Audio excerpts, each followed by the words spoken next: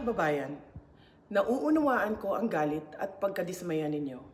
Nauunawaan ko ang galit ng taong bayan sapagkat sa nakalipas na ilang buwan, bago pa man sumabog ang issue sa flood control, madalas na akong nakikipag-usap at nakikinig sa mga hinaing ng ating mga kababayang overseas Filipinos ukol sa transparency, accountability, peace, at security.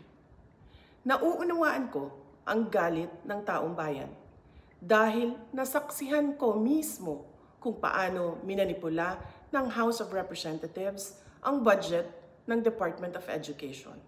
Sa halip na sundin ang listahan ng DepEd upang matugunan ang malalang kakulangan sa classrooms, misulang ginawang pork barrel ang pondong nakalaan para sa kabataang Pilipino at pinaghati-hatian ng mga kongresistang malapit sa mga makapangyarihan.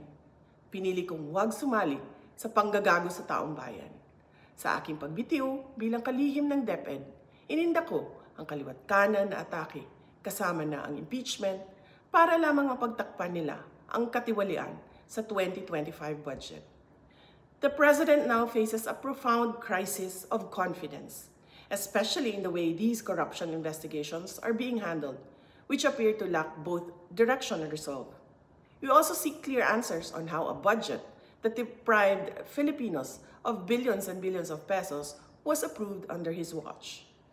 Kaisa ako ng milyong-milyong Pilipinong nadismaya at nandidiri sa pamahalaang lulong sa insekuridad at walang kabusugang kasakiman.